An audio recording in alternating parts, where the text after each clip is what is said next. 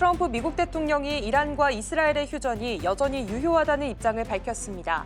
그는 양측 모두 휴전 합의를 어겼다고 지적하면서도 이스라엘의 보복 공격에 유감을 표하며 네타냐후 총리와 직접 통화해 공격 중단을 요청한 것으로 전해졌습니다. 특히 자신의 SNS를 통해 모든 항공기는 회항했고 아무도 다치지 않았다고 강조하며 휴전 지속을 재확인했습니다. 파월 미국 연방준비제도 의장이 금리 인하에 대한 입장을 고수했습니다. 트럼프 대통령의 금리 인하 압박이 거세지는 가운데 하원 청문회에 출석한 파월 의장은 일시적 물가 급등의 고착화를 막는 것이 연준의 책무라며 신중한 입장을 재확인했습니다. 다만 물가가 더 빠르게 안정되거나 고용이 꺾일 경우 인하 시점을 앞당길 수 있다는 여지는 남겼습니다. 미국 주택시장이 열기를 식히고 있습니다. 4월 주택가격 상승률이 예상치를 하회하며 상승세에 제동이 걸렸습니다. 4월 케이스 실러지수 상승률은 3.4%로 전망을 밑돌았고 소비자 신뢰지수도 5.4포인트 하락하며 경기 둔화 우려를 키우고 있습니다. 주택 수요 감소와 고금리 부담, 경기 불확실성이 전반적 체감 경기를 짓누른 것으로 분석됩니다. 밤사이 뉴욕 증시에서 있었던 일 쉽고 빠르게 전해드리겠습니다. 안녕하세요. 글로벌 증시와이드 진행의 이연아입니다. 이란과 이스라엘의 이 중동 긴장이 좀 완화가 됐습니다. 휴전 협상이 있었기 때문인데요. 위험자산 선호 심리가 다시금 위로 올라왔습니다. 뿐만 아니라 연준이 오는 9월에 금리 인하를 할 수도 있다라는 기대감까지 더해졌는데요. 뉴욕 증시 3대 지수 모두 상승으로 마감했습니다. 자세한 마감 상황 살펴보겠습니다. 네, 먼저 기술주 중심의 나스닥 지수 1.43% 상승하면서 좋은 흐름 보였습니다. S&P 500 지수 또한 1.11% 상승을 했는데요. 두 지수 모두 다 전고점을 돌파를 눈앞에 두고 있습니다. 이 점도 체크해 보시기 바랍니다. 다우존스 지수 역시도 좋았습니다. 1.19% 상승하면서 3대 지수 모두 좋은 흐름 보였는데요. 또 이어서도 체크해 보도록 하겠습니다. 역시나 필라델피아 반도체 지수가 가장 좋았습니다. 빅테크 기업들의 이 실적도 좋았으면서 점점 이 지수가 올라가는 것을 확인해 볼 수가 있었는데요. 특히나 마이크로소프트가 52주 신고가를 경신하면서 더욱더 반도체 지수를 위로 끌어올려줬습니다. 3.7% 상승하면서 마감했습니다. 그렇다면 국제도 체크해 보겠습니다. 10년물 국채 금리가 소폭 하락했는데요. 0.58% 하락하면서 조금은 안정세인 모습이 이어지고 있습니다. 4.2%대 거래가 됐습니다. 유가가 어제 이어서 오늘도 하락했습니다. 5% 넘게 하락을 했는데요. 배럴당 65달러 선에서 거래가 마감을 한 겁니다. 이 트럼프가 이스라엘에게 이란과의 휴전을 해야 된다라는 이야기와 함께 SNS를 올리면서 유가가 더욱더 좀 급락을 하는 모습까지 보였는데요. 이렇게 긴장에 대한 완화가 있으면서 유가뿐만이 아니라 국채 금리 시장에까지 안정되는 흐름을 보이고 있다라는 점까지 파악을 해보시면 좋을 것 같습니다. 그렇다면 오늘 시장에서 어떤 이슈들이 있었는지 더 가까이 클로즈업 해보겠습니다. 역시나 이란과 이스라엘에 대한 휴전에 대한 이야기 해봐야겠죠. 완전하고 전면적 휴전 합의다라고 트럼프 대통령이 어제 아침에 트루스 소셜에 올렸습니다. 특히나 축하합니다. 세상의 평화를 위한 시간이다라고 이야기를 하면서 좀 전 세계적으로 평화가 올 수 있다라는 이야기를 하게 된 건데요. 전 세계는 이 12일 전쟁의 공식 종료를 기념하게 될 것이다라고 이야기하기까지 했습니다. 그렇다면 정말 전 세계에 이런 평화가 실제로 찾아오게 된 건지 이 점을 따져봐야겠죠. 이란과 이스라엘 정말 깔끔하게 합의가 이루어지게 된 걸까요? 다음 장 통해서 살펴보도록 하겠습니다. 휴전 협상 발효 3시간이 채 되지도 않는 채 위반을 했습니다. 바로 이란이 먼저 이스라엘에게 이 미사일을 또 한 번 공격을 했다라는 소식이 들려왔기 때문인데요. 이스라엘도 가만히 있지 않았습니다. 이렇게 이스라엘에게 정말 휴전 발효 후에 미사일을 쏘면서 다시 강력 대응하겠다, 강력적으로 대응을 하겠다라고 이야기를 했기 때문입니다. 미사일 2발을 공격했다라고 비난을 하고 있는 상황이고요. 트럼프 대통령도 나토 정상회의를 출발하기 전에 인터뷰에서 이란과 이스라엘 양측 모두 지금 휴전을 위반하고 있다라고 밝히기까지 했습니다. 트루스 소셜에 이렇게 또 올리기도 했습니다. 이스라엘 폭탄을 떨어뜨리지 말라라고 이야기했고요. 지금 조종사를 집으로 데려와라라고 하면서 이렇게 중대한 위반을 하지 말아달라라고 SNS에 올리면서 휴전을 조금 더 명확하게 하고자 하는 스탠스까지 취해졌습니다. 이 점도 파악을 해보시면 될 것 같은데요. 일단 지금은 소강 상태인 것으로 보입니다. 그렇다면 이렇게 중동 전쟁에 대해서 어떠한 이슈들이 있었는지도 한번 정리를 해봤는데요. 다음 장 통해서 살펴보겠습니다. 2025 지금 이스라엘과 이란에 대해서 12일간의 이렇게 분쟁이 있었습니다. 참 쉽지만은 않았던 이런 12일간의 일상이었는데요. 일단 이스라엘과 이란 모두 큰 타격을 받았습니다. 먼저 이스라엘은요. 드론과 미사일에 대해서 방공망이 뚫렸다라고 볼 수가 있겠습니다. 이 방공망 아이온돔이 뚫리게 된 건데요. 일단 이란에 대해서 드론과 또 신형의 미사일이 이스라엘이 자랑하고 있는 방공망을 뚫게 한 겁니다. 그리고 이스라엘의 주요 시설인 의료시설에도 피해를 입게 됐고요. 수도 텔아비브 근처의 아파트 건물마저도 파괴가 된 상황입니다. 전쟁 비용도 기하급수적으로 증가하고 있는데요. 전쟁 비용만 보면 16조 원이 추산이 된 상황입니다. 경제정책연구소에 따르면요, 이란과의 충돌이 한 달간 지속이 된다면 약 120억 달러가 지금 전쟁 비용으로 추산이 될 것이다라고 이야기하고 있고요. 우리 돈으로 하면 16조 4천억 원이 된다고 합니다. 그 정도로 전쟁 비용이 대해서 계속해서 기하급수적으로 늘어나고 있는 상황이기 때문에 두 지금 나라 모두 힘든 상황이다라는 점까지 체크를 해보시면 될 것 같습니다. 그렇다면 이란도 큰 타격을 받았습니다. 미국이 핵시설 3곳을 정밀 타격했기 때문입니다. 미국이 더욱더 공격력을 과시했다라고도 볼 수가 있겠는데요. 그러면서 실제로 이란도 전쟁을 지속할 능력이 없다라고 체크가 된 상황이고요. 하메네이에 대한 이란의 불신도 더 높아진 상황입니다. 역시나 휴전에 대한 절신 지금 있는 상황인 거고 지상군이 투입 없이 외교적인 성과가 부각됐다라는 점도 큰 이슈가 되겠습니다. 사실 이렇게 지상군이 투입이 되면 전쟁이 장기화가 될 가능성이 높다고 합니다. 그렇기 때문에 지금 미국에서는 지상군을 투입하기 전에 얼른 휴전을 해야 된다라는 스탠스까지 취했다는 점을 파악해 볼 수가 있겠는데요.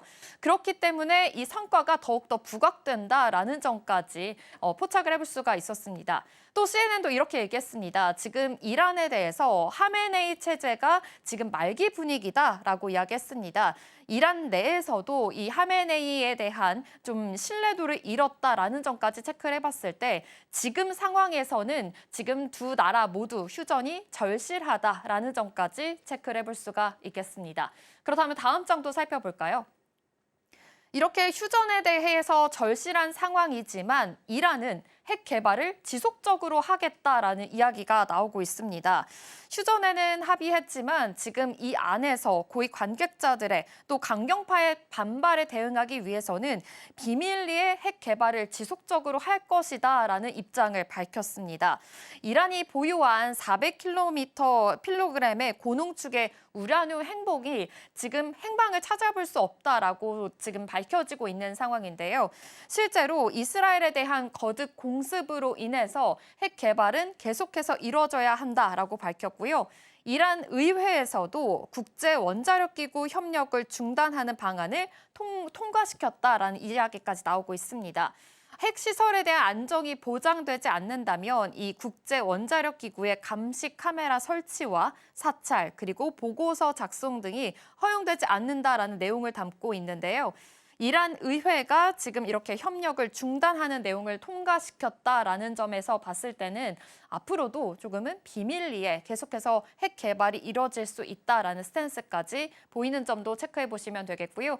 오늘부터도 나토 회의가 본격적으로 열리게 됩니다. 원래 러시아와 우크라이나에 대한 분쟁 이야기가 조금 더 주된 내용이 될 수 있었지만 지금 중동발 이런 분쟁으로 인해서 이란과 이스라엘에 대한 이야기가 더 대두가 될 것으로 보입니다.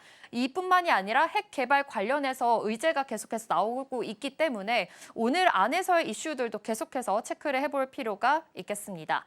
그렇다면 어제 제가 이슈 통해서 말씀드린 내용이었죠. 바로 금리 인하에 대한 스탠스입니다. 간밤에 파월 의장이 통화정책 보고회가 있었습니다. 하지만 파월 의장은 어제 연준 이사들의 이 금리 인하에 대한 발언과 다른 발언을 했는데요. 바로 7월에 대해서 금리 인하가 필요가 없다라고 선을 그었기 때문입니다. 실제로 지금 경제가 나쁘지 않다, 여전히 강력하기 때문에 서두를 필요가 없다라고 밝혔는데요. 어제 제가 말씀드리기로는 이 연준의 이사들이 오는 7월에 금리 인하를 할 수도 있다, 해도 괜찮을 것 같다라고 오히려 조기에 대한 인하 시그널을 보내기까지 했었는데 간밤에 파월 의장은 다른 스탠스를 보인 겁니다. 7월에 대해서는 금리 인하하지 않을 것이다라고 여전히 경제에 대해선 강경한 입장을 고수했다라는 점을 알 수가 있겠는데요. 이 와중에 7월은 아니지만 그래도 오는 9월에는 금리 인하를 할 수도 있다라는 스탠스가 여전히 있는 상황이기 때문에 금리 인하에 대한 이런 표적은 계속 이어질 수 있다라는 점까지 체크를 해보시면 될 것 같습니다. 그렇다면 오늘 시장에서는 어떤 흐름을 보였는지 히트맵 통해서 살펴보도록 하겠습니다. 오늘 3대 지수 모두 다 상승하면서 마감을 했고 필라델피아 반도체 지수 역시도 3% 급등하면서 좋은 흐름 보였죠. 역시나 오늘 초록불로 대부분 상승불을 켜준 것으로 파악이 됩니다. 하지만 이렇게 중동발 긴장이 완화가 되면서 오히려 유가가 급락을 하게 되고 유가 관련된 에너지 종목들은 하락했다라는 점 체크를 해볼 수가 있겠고요. 이쪽은 또 방산주입니다. RTX 그리고 로키드 마틴 또한 방산주들도 오늘 숨고르게 하는 모습 체크를 해볼 수가 있겠습니다. 역시나 이 중동 긴장발로 인해서 올라갔던 종목들은 오늘은 쉬어가는 흐름 가졌고요. 반도체라든지 빅테크 관련된 종목들은 대부분 상승했다라는 점까지 아시면 될 것 같습니다. 그렇다면 업종별로 흐름은 어땠는지 업종별 그래프로 통해서도 살펴보도록 하겠습니다. 네, 역시나 기술 쪽으로는 오늘 2% 강한 흐름 가장 많이 쏘아줬다라는 점 체크해 볼 수가 있겠고요. 이 재정 쪽, 금융 쪽으로도 오늘 좋았습니다. 1.58% 업종별 흐름이 좋았다라는 점 체크해 보시면 되겠고 유틸리티 쪽으로도 오늘 굉장히 또 견조한 흐름을 보였는데 이 와중에 에너지 역시 유가 관련해서는 1% 넘게 오늘 하락폭이 있었다라는 점까지 체크를 해보시면 좋을 것 같습니다. 그렇다면 좀 더 자세한 종목별 흐름도 체크를 해볼까요? 네, 오늘 엔비디아가 강했습니다. 2.5% 상승하면서 강했는데요. 오늘 애플만이 조금은 숨고르기를 하는 모습이었습니다. 0.6% 소폭 하락하면서 마감했다라는 점 체크해 보시면 될 것 같습니다. 브로드컴은 오늘 강했는데요. 3.9%입니다. 브로드컴에 대한 목표 주가 상향 소식이 있었기 때문입니다. 3.94% 상승하면서 마감을 했고요.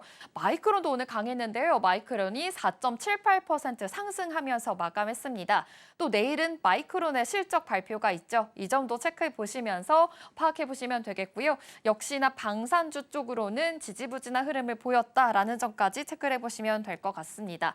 오늘 마이크로소프트도 오늘 좋은 흐름 보였는데요. 52주 신고가를 기록했다라는 점까지 파악을 해보시면 될 것 같습니다. 이렇게 AMD뿐만이 아니라 반도체 전반적으로 오늘 좋았기 때문에 오늘 국내 시장에서도 과연 반도체 흐름이 같이 좋을지 이 점도 체크를 해보시면 좋을 것 같습니다. 네, 이렇게 히트맵 통해서 자세한 종목별 흐름도 살펴봤는데요. 이 안에서 또 특징적인 흐름을 가진 종목 김민 앵커와 함께 알아보도록 하겠습니다.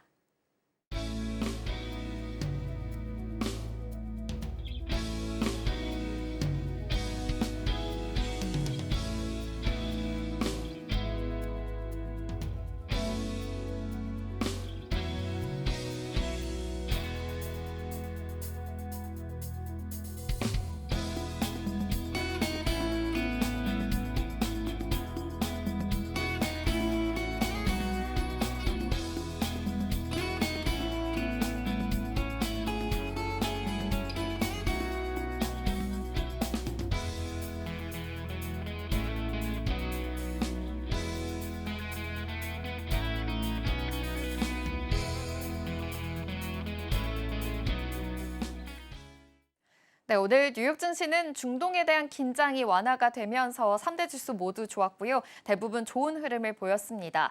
이 와중에도 특징적인 이슈들이 있는 종목들 3가지 통해서 알아보도록 하겠습니다. 김민 앵커와 함께 할게요. 어서 오십시오. 안녕하세요. 네, 오늘 알아볼 3가지 종목 살펴보겠습니다. 네, 먼저 우버와 카니발, 마스터카드입니다. 우버 같은 경우는 오늘 7% 급등하는 흐름을 가졌고요. 카니발도 6%, 마스터카드 또한 2.8% 강한 흐름을 보였습니다. 세 종목 모두 오늘 상승불을 켜줬는데 하나씩 살펴보도록 하겠습니다. 먼저 우버 소식입니다.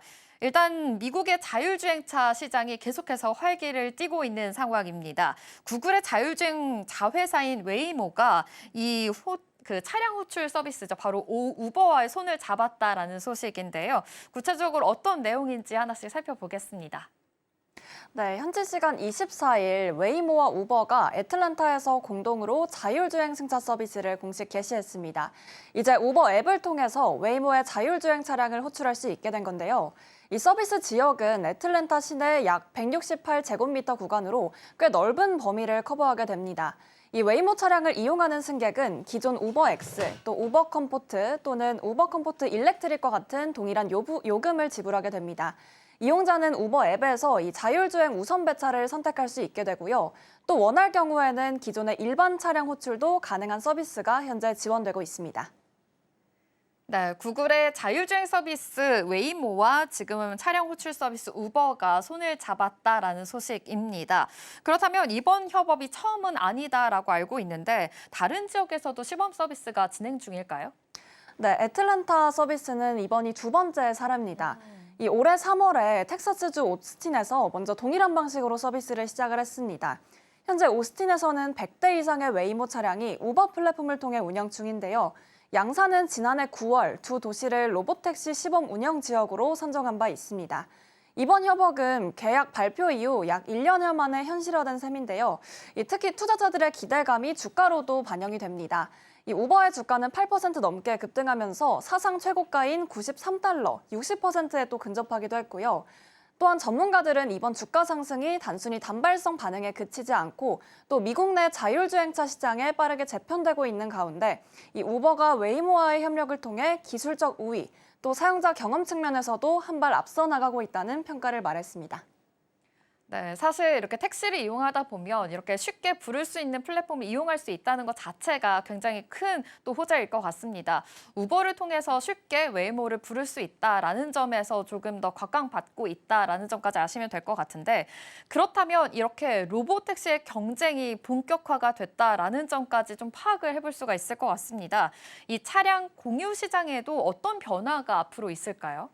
네, 구체적으로 말씀을 드리면 이 업계에서는 로보택시가 차량 공유업계의 판도를 또 근본적으로 바꿀 기술이다라고 평가하고 있습니다. 특히 운전기사 비용 절감과 또 서비스 안전성 측면에서는 로보택시가 이미 큰 장점을 가지고 있죠. 게다가 테슬라까지 로보택시 시장에 이미 진출을 한 만큼 시장 경쟁이 한층 더 치열해질 전망입니다. 우버 역시 웨이모뿐만이 아니라 다양한 자율주행 기술 보유 업체들과 제휴를 확대하고 있는데요. 또 장기적인 시각으로는 우버 전체 네트워크 상당 부분을 자율주행 차량으로 대체하는 것까지 목표로 삼고 있다고 합니다. 이번 애틀랜타 서비스 개시가 그 목표로 가는데 중요한 이정표가 될 것으로 보이고 있습니다.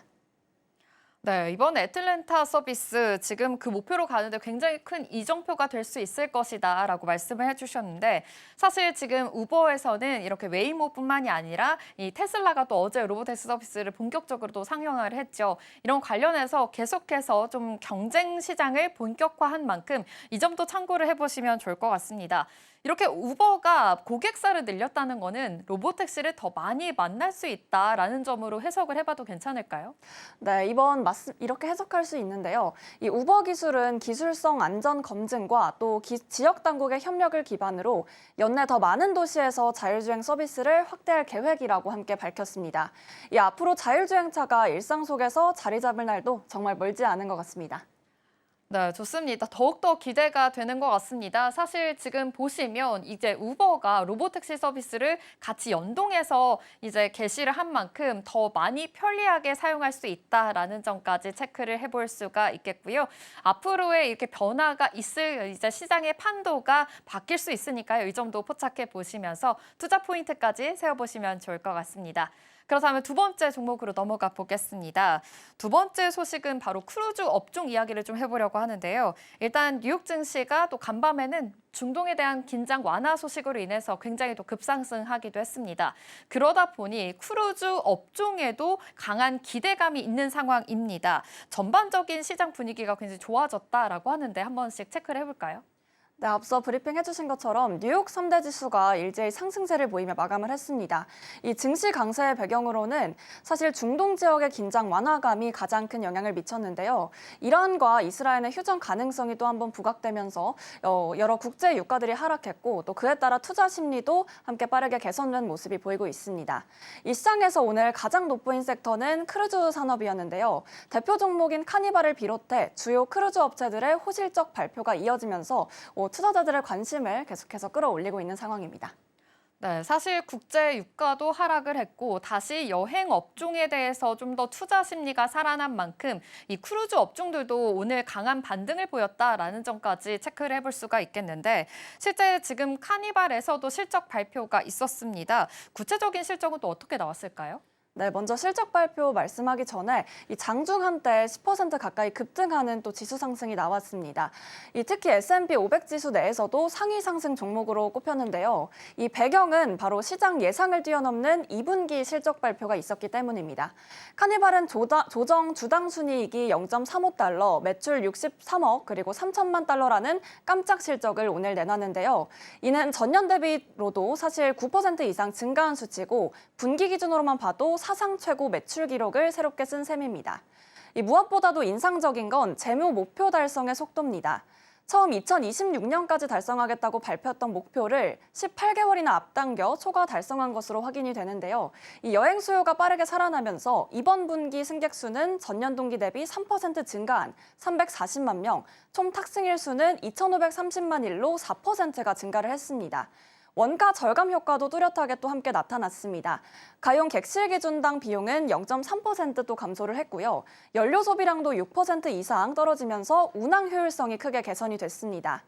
여기에 조시 와인스테인 CEO는 이 실적 발표 자리에서 이 매우 어려운 거시관계 및 현재 지정학적 환경 속에서도 다시 한번 놀라운 분기 성과를 기록했다 이렇게 말하기도 했는데요. 특히 예약 수요가 여전히 견고하게 유지됐다는 점을 강조하면서 연간 순이익 가이던스 역시 기존 대비 2억 달러 이상 상향 조정했다고 밝혔습니다.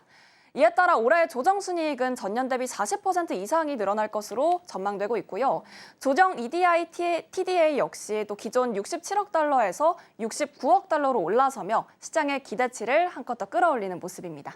네, 여행 수요가 늘어나면서 이 카니발의 실적이 굉장히 어닝 서프라이즈로 나왔다라는 점을 좀 볼 수가 있겠는데 실제로 사상 최고 매출을 지금 기록했다고 합니다. 이 점도 체크해 보시면 좋을 것 같습니다. 장중에는 주가가 10% 넘게까지 뛰어오르면서 카니발뿐만이 아니라 여행 업계 그리고 크루즈 업종에도 굉장히 좋은 흐름을 보였다라는 점까지 체크해 보시면 좋을 것 같은데요.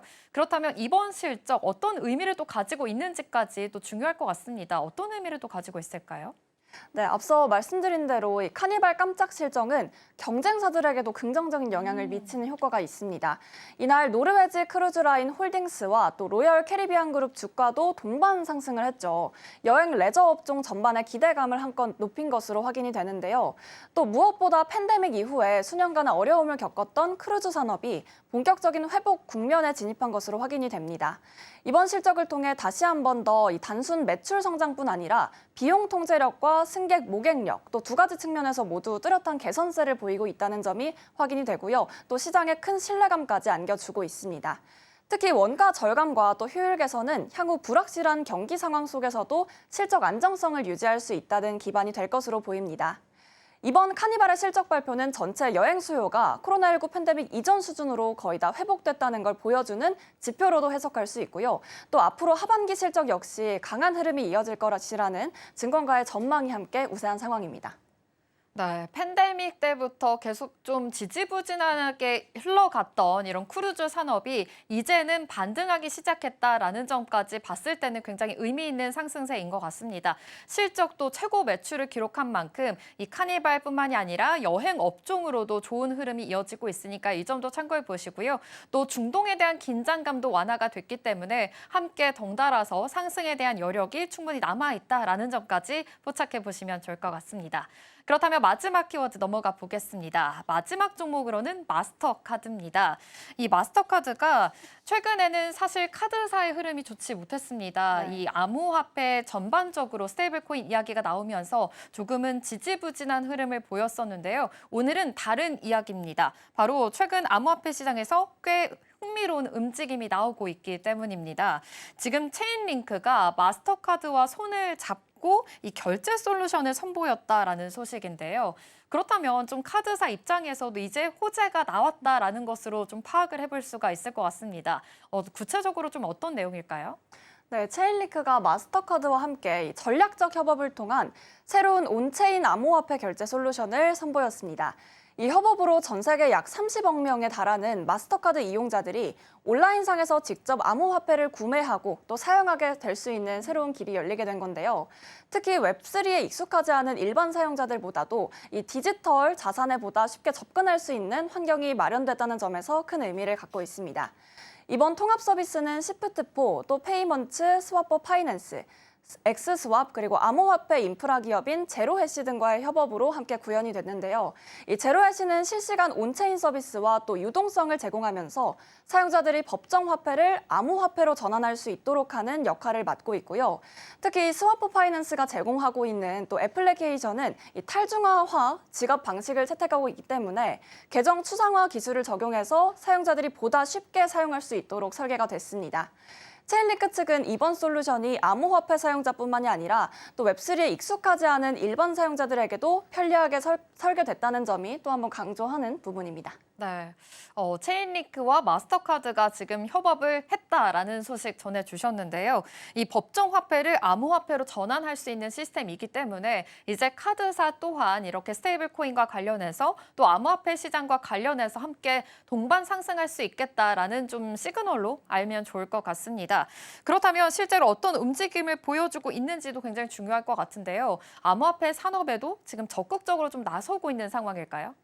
네, 현재 아무래도 마스터카드는 새로운 움직임, 즉 암호화폐 분야에서 새로운 움직임을 펼치고 있습니다. 네. 올해 4월에 세계적인 암호화폐 거래소 크라켄과 손잡고 영국과 유럽 전역에 암호화폐 직불카드를 출시하기도 했는데요. 이 웹3 지갑 서비스인 메타마스크와도 협업을 통해서 비수탁력 카드를 직접 선보이기도 했습니다. 또 2월에는 전체 결제 거래의 30%를 토큰화했다고 밝히기도 했죠. 이는 금융 서비스, 블록체인 기반 간 자산 간의 경계를 함께 허물겠다는 의지로 해석이 됩니다. 경쟁사인 비자 역시도 현재 움직임이 활발한데요. 조금 덧붙여서 말씀을 드리자면 이 작년 10월에 코인베이스와 협력해 일부 사용자들이 암호화폐를 즉시 입출금할 수 있도록 또 지원을 하기도 했으면서 웹3 디지털 관련 플랫폼이나 또 스테이블 코인 결제 인프라에도 적극적으로 투자하는 분위기가 연출되고 있습니다. 그만큼 글로벌 결제 업체들이 암호화폐 전체 시장에서 우위를 선점하기 위해 각각 속도를 내고 있는 모습도 함께 확인이 되고 있습니다. 네, 암호화폐로 결제를 한다라는 시장이 사실은 아직까지는 크게 와닿지 않고 있는 것 같습니다. 지금 투자자 입장에서도 이제 하나씩 알아가고 있는 단계이기도 한데요. 그렇다면 시장 전반에 지금 이러한 협업들이 어떤 의미를 끼치게 되는지 이제 결제 시장에 대한 스탠스가 굉장히 많이 바뀔 것 같거든요. 좀 이 점도 하나씩 체크를 해보면 좋을 것 같은데요. 네, 하나씩 체크해 보도록 하겠습니다. 사실 전문가들 사이에서도 이 법정 화폐를 이용해서 암호화폐를 구매하는 과정이 여전히 진입 장벽이 높다, 이렇게 네. 평가가 일고 있는데요. 바로 이 점 때문에 암호화폐 채택률이 예상보다 더디게 올라오고 있다는 분석도 있습니다. 마스터카드 블록체인 디지털 자산 부문 부사장인 라즈 다모다란 역시 사람들이 디지털 자산 생태계가 더 쉽게 연결되길 바란다고 말하면서 이번 협업이 그 장벽을 낮추는 시도가 될 것이라고 말을 이었습니다.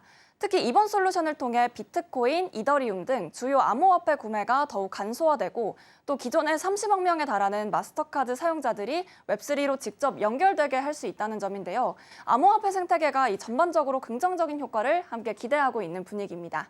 또 장기적으로 살펴봤을 때 결제 인프라와 블록체인 기술이 한층 더 긴밀하게 연결되고 일반 사용자들이 일상 속에서도 암호화폐 활용이 또 자연스러워질 것이라는 중요한 전환점이라는 평가도 함께 이어지고 있습니다. 네. 정말 결제 시스템이 이제는 이렇게 화폐가 아니라 암호화폐로 이루어지게 된다면 이제 결제 수단이 굉장히 많이 바뀌게 될 것이다라는 점까지 알 수가 있겠는데요. 블록체인 기술뿐만이 아니라 결제 시장의 인프라 전반적으로 좀 전환점이 될 수 있으니까요. 이 점도 파악을 해보시면 좋을 것 같습니다. 오늘 시장에 있었던 특징적인 흐름 3가지 종목 김민 앵커와 함께 알아봤습니다. 고맙습니다.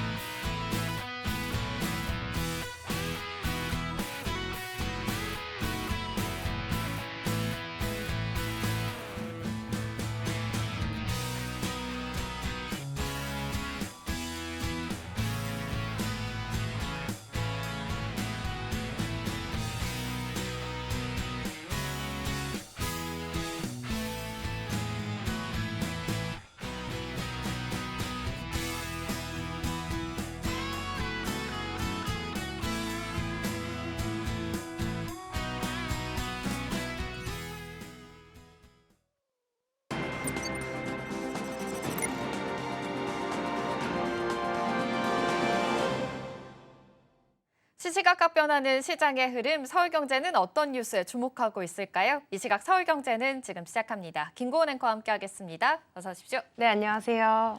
네, 오늘도 역시나 고은 앵커와 함께 만나볼 뉴스 4가지 살펴보도록 하겠습니다. 네, 보시면 지금 금리 인하 이야기가 계속해서 나오고 있습니다. 제가 오프닝에서도 전해드렸었는데 자세한 금리 인하 시사 이야기 해보겠고요. 2번째로는 SK하이닉스, 3번째는 HD 현대, 우리나라 종목들 이야기 나눠보겠습니다. 마지막으로는 어제 2차 전지주들이 폭등을 했습니다. 이와 관련한 자세한 소식들도 하나씩 짚어보도록 하겠습니다. 네, 그러면 첫 번째 이슈부터 만나보겠습니다. 미국발 통화 정책 이야기인데요. 간밤에는 파월 의장이 또 통화 정책에 관한 청문회가 있었죠. 트럼프 대통령이 연준을 또 강하게 다시금 또 몰아붙였습니다. 제롬 파월 의장을 어리석고 고집센 사람이다라고 다시금 좀 비판을 하고 있는 건데요. 기준금리 최소 2에서 3%포인트는 내려야 한다라는 강경한 입장을 다시금 표현을 하게 된 겁니다. 이렇게 수위 높은 발언들이 좀 이어지고 있습니다. 어떤 상황인지 하나씩 짚어볼까요? 네, 트럼프 대통령은 현지 시간 24일 새벽에 트루스 소셜에도 글을 올렸습니다. 내용은 굉장히 직설적이었는데요. 제롬 파월 연준 의장을 향해서 어리석고 고집이 세다라고 강하게 비판을 하면서 지금 미국도 최소 2에서 3%포인트는 금리를 내려야 한다고 주장을 했습니다. 유럽은 벌써 여러 번 금리를 내렸는데 미국만 가만히 있다는 불만이 깔려 있었고요. 경제 상황도 나쁘지 않고 인플레이션도 잡혀가고 있는 만큼 이럴 때 선제적으로 금리를 낮춰야 한다는 논리였습니다. 또 연준 이사회는 왜 파월을 무시하지 않느냐 이런 표현까지 쓰면서 불만을 노골적으로 드러냈는데요. 지난 4월에는 파월 해임을 고려하고 있다는 언급을 내놓으면서 당시 시장이 크게 출렁인 적도 있었습니다. 결국 지금도 트럼프 대통령의 핵심 메시지는 같다고 볼 수가 있겠습니다. 연준이 빨리 금리를 내려야 한다는 거고요. 이런 식의 공개 압박은 연준의 독립성을 흔드는 것이어서 이 시장 입장에서는 그 자체로 부담이 될 수가 있습니다. 네. 트럼프 대통령은 계속 파월 의장에게 금리를 내려야 한다라고 계속 지속적으로 지금 압박을 가하고 있는 상황입니다.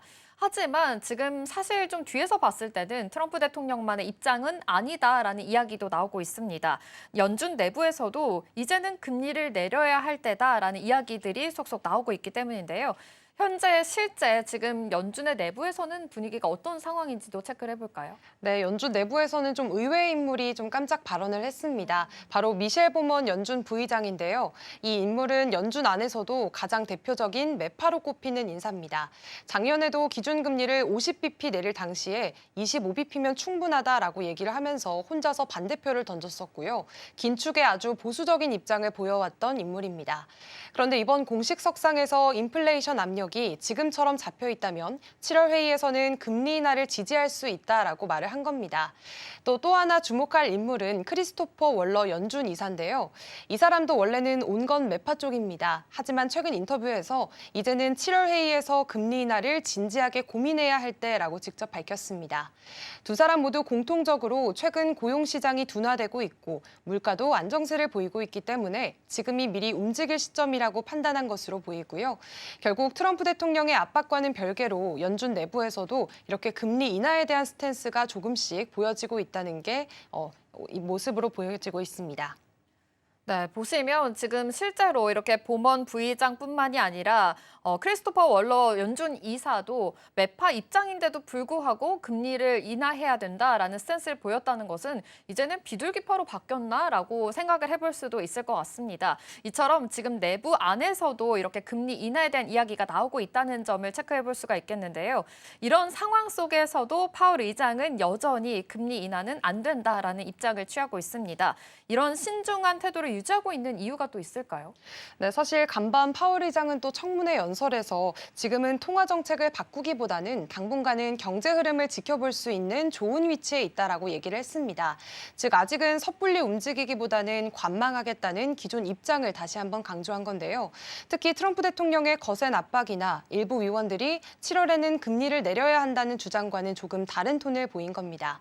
파월 의장은 관세 같은 외부 요인들이 경제에 어떤 영향을 줄지 아직은 불확실하다고 봤고요. 관세가 물가를 또 다시 한번 자극할 수도 있는 만큼 섣불리 인하에 나섰다가는 인플레이션 기대 심리가 흔들리게 됐을 때 오히려 더 큰 문제가 생길 수 있다고 경고를 했습니다. 결국 지금은 인플레이션을 확실히 잡고 그 기대치를 잘 고정시키는 게 연준의 가장 큰 역할이라고 강조를 했습니다. 네, 지금 7월 금리 인하는 아니더라도 그래도 9월에 금리 인하를 할 수도 있다라는 기대감이 살아있는 상황입니다. 그리고 간밤에는 중동 긴장이 또 완화가 되면서 시장의 분위기는 다시금 좀 좋아졌는데요. 지금의 금융시장의 흐름은 또 어떤지도 좀 체크를 해보겠습니다. 네, 사실 어제 이스라엘과 이란의 휴전 발표가 좀 나오게 되면서 시장 분위기가 크게 달라졌습니다. 국제 유가는 이틀 사이에 13% 넘게 급락하면서 유가가 좀 안정세를 찾았고요. 물가 부담이 줄면서 연준도 이제는 금리 인하 여지를 더 확보한 모습입니다. 이 영향으로 인해서 글로벌 증시와 암호화폐가 모두 반등을 했는데요. 다우나 나스닥 또 니케이 지수까지 일제히 상승을 했고 비트코인 또 하루 만에 10만 5천 달러를 회복을 했습니다. 다만 휴전 직후에도 충돌이 이어졌다는 보도가 나온 만큼 지금 시장은 기대감에 따른 단기 반등이라는 점도 함께 보셔야겠습니다. 네, 파월 의장은 신중한 태도를 보이고 있지만 지금 스탠스로 봤을 때는 이 9월에 금리 인하에 대한 기대감도 있기 때문에 이 점도 파악해 보시고요. 다음에 열릴 FOMC 회의에서는 어떤 이야기들이 나올지까지 체크를 해보시면 좋을 것 같습니다. 그렇다면 다음 키워드 넘어가 보겠습니다. 다음은 국내 증시 이야기 해보려고 합니다. 어제 시장이 굉장히 또 강했습니다. 3,000포인트를 넘어서서 3,100포인트까지 넘어서는 모습을 보였는데요. 특히나 SK하이닉스의 이 질주가 돋보였습니다. SK하이닉스 어제 7% 급등하면서 정말 주인공으로서의 역할을 톡톡히 해줬고요. 삼성전자도 4% 넘게 올랐습니다.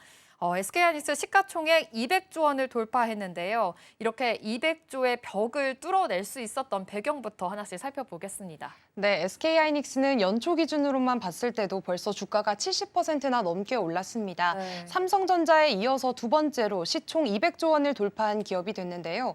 무엇보다 가장 큰 배경으로는 아무래도 AI 수혜입니다. 지금 생성형 AI 수요가 전 세계적으로 폭발을 하고 있는데 이걸 뒷받침하려면 고성능 반도체가 필수입니다. 예정입니다. 특히 AI 서버에 들어가는 HBM4 고대역폭 메모리의 수요가 크게 늘면서 하이닉스가 자연스럽게 시장의 중심에 서게 됐습니다. 특히 엔비디아와의 협업을 통해서 AI 반도체용 메모리 시장을 선점한 게 가장 결정적이고요. 하이닉스는 HBM4 제품의 샘플을 이미 주요 고객사에게 공급을 했고 일부 물량은 납품을 시작한 상태입니다. 본격적인 양산은 하반기부터 이뤄질 예정인데요. 아무래도 이 분야는 하이닉스가 리드를 하고 있다라는 인식이 이제는 확실하게 자리를 잡은 모습입니다.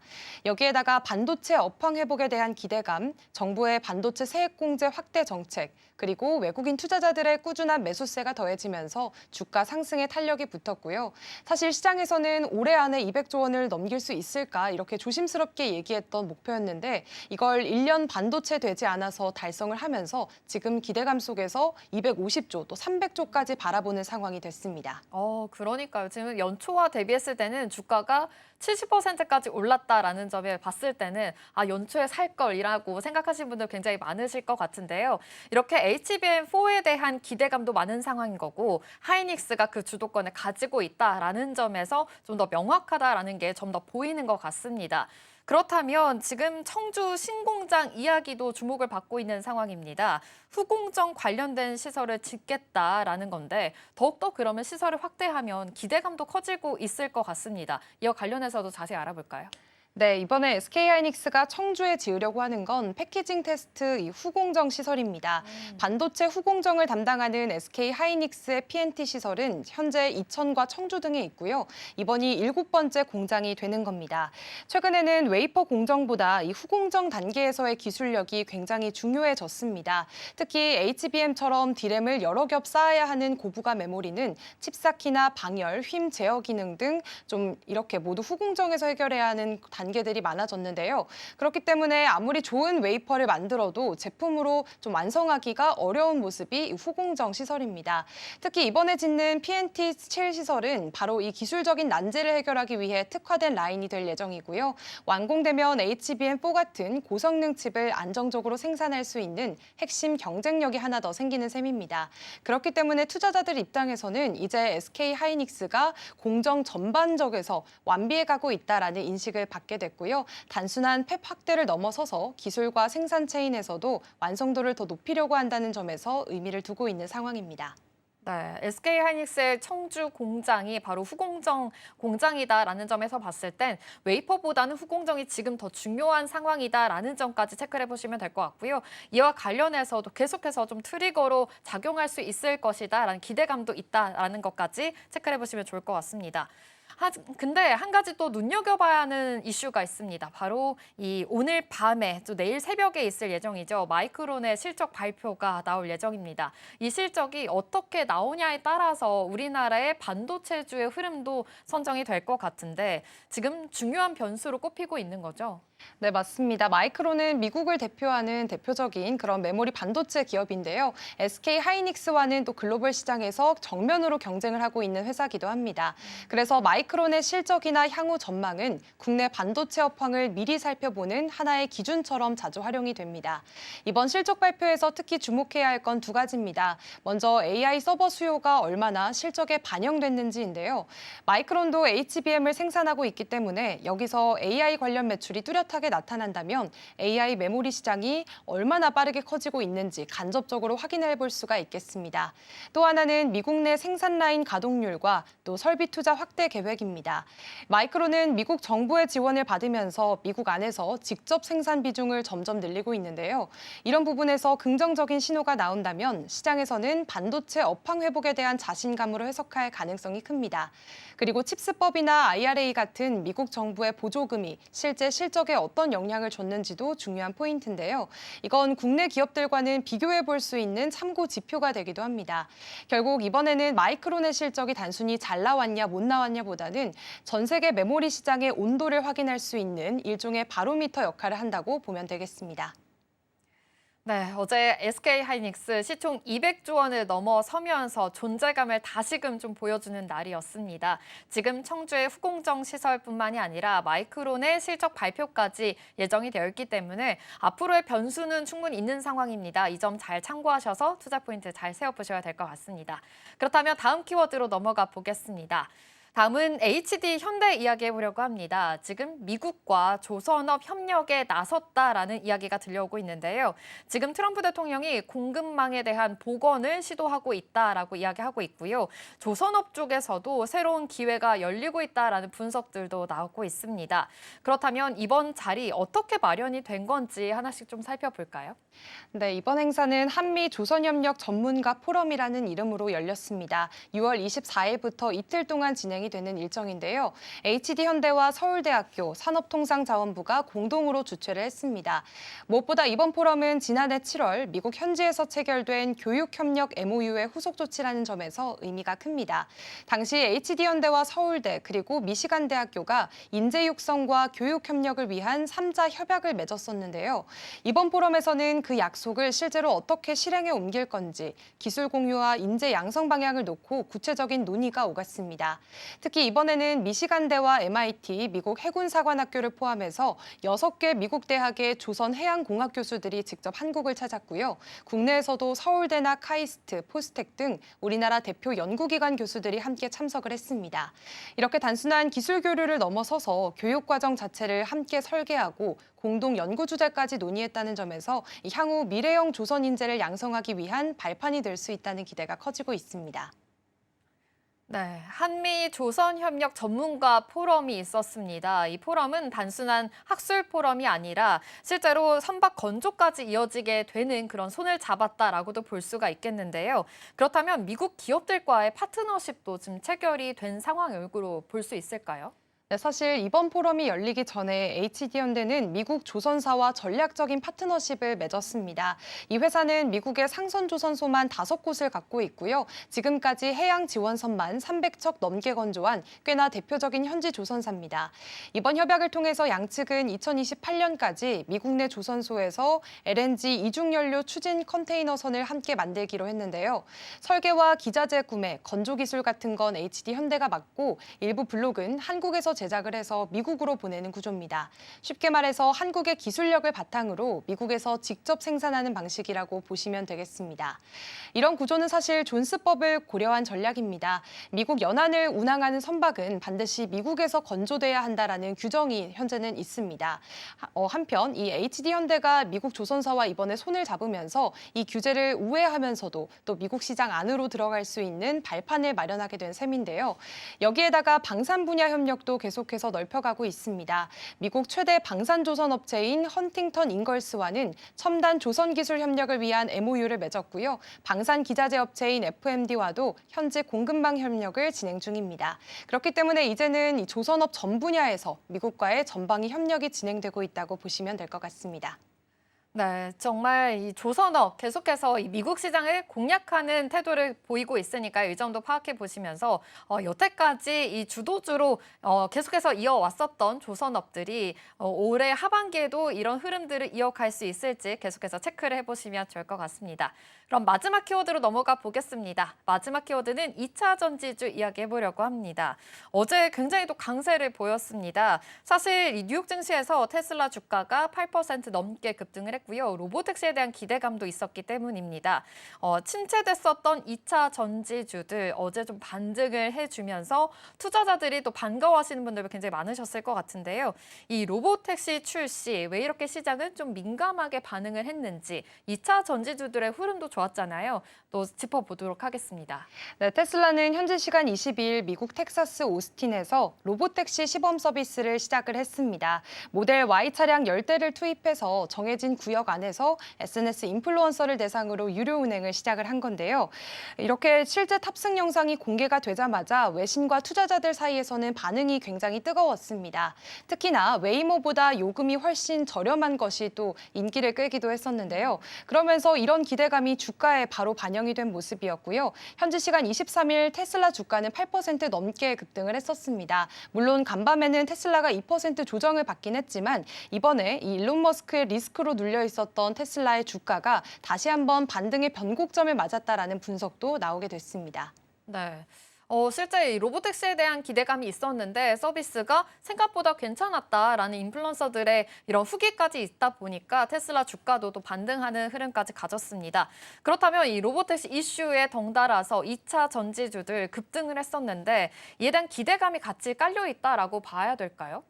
네, 맞습니다. 사실 이번 흐름은 단순히 테슬라 주가가 올랐으니까 2차 전지가 올랐다 이런 흐름도 맞긴 하지만 실제적으로는 구조적인 기대감이 반영된 움직임이라고 봐야 될 것 같습니다. 이 자율주행차는 일반 전기차보다 전기 소모량이 훨씬 많습니다. 차 안에서 이렇게 실시간으로 데이터를 처리해야 하다 보니까 그만큼 배터리 효율이 더 중요해지는 건데요.